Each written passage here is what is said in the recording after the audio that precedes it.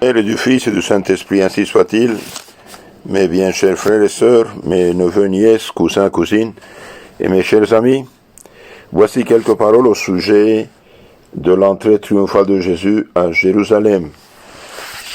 Ceci se trouve dans un livre appelé « Une méditation pour chaque jour de l'année » d'après saint Alphonse de Liguori, docteur de l'Église. Dans le chapitre 21-5 de saint Matthieu, on lit « Ô fille de Sion, voici venir ton roi, plein de douceur, assis sur une ânesse et sous l'ânon de celle qui est sous le joug. » La fille de Sion, c'est Jérusalem. Ils viennent pour te sauver et te rendre la vie par sa propre mort.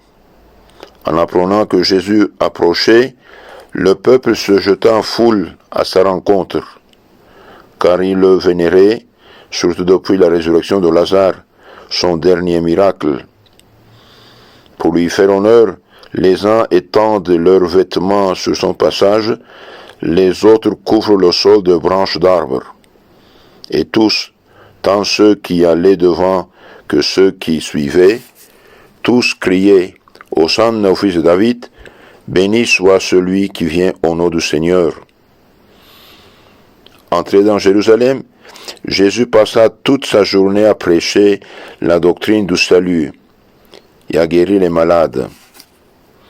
Mais quand le soir fut venu, il ne se trouva personne pour lui offrir hospitalité.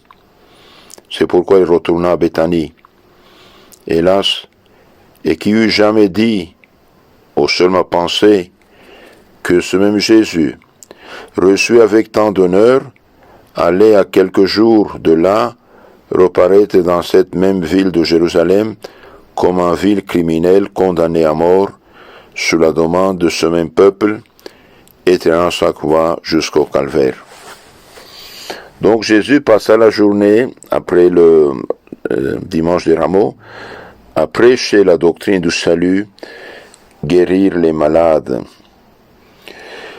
Où se trouve la doctrine du salut? Eh bien, se trouve dans l'Évangile et dans la tradition apostolique, c'est-à-dire la parole de Dieu non écrite, qu'on appelle tradition apostolique. Et la synthèse de la tradition apostolique et de l'Évangile écrit se trouve dans le catéchisme, qui donne une synthèse de tout ce que nous devons croire, le credo, tout ce que nous devons faire ou ne pas faire, les commandements de Dieu, comment nous sanctifier et nous fortifier, nous libérer du péché, les sacrements, baptême, confirmation, communion, confession, mariage, sainte huile, sacerdoce, etc. Et tout ça se trouve dans le catéchisme. Donc je conseille toujours d'avoir un catéchisme sous la main, à côté de son lit, partout.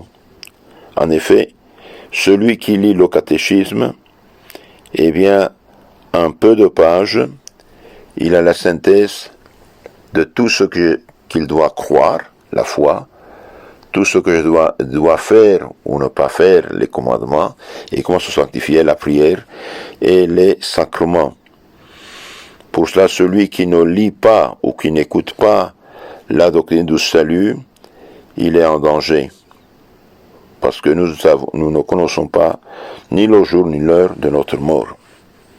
Saint Alphonse continue en disant « Va mon âme au-devant, va au-devant de ton Dieu et ton Sauveur et dis-lui, avec autant d'amour que de reconnaissance, béni soyez-vous, ô mon bien-aimé Rédempteur, car si vous n'étiez pas venu à nous, hélas, nous nous perdions tous pour l'éternité.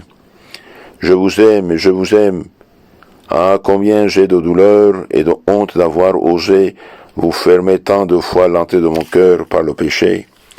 Mais maintenant, je vous aime de tout mon cœur, ô mon Jésus. Je me repens de tous mes péchés.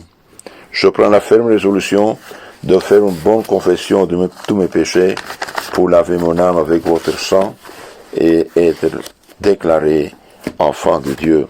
Mes bien chers frères, Vous savez, le péché se trouve de deux manières, le péché véniel et le péché mortel.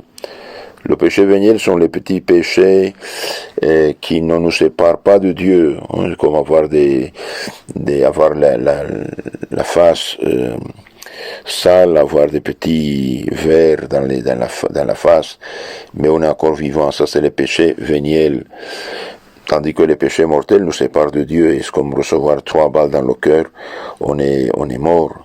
Et alors le péché mortel, eh bien, n'a pas d'autre solution qu'une bonne confession de tous ses péchés, avec douleur d'avoir offensé Dieu, et ferme propos de se corriger.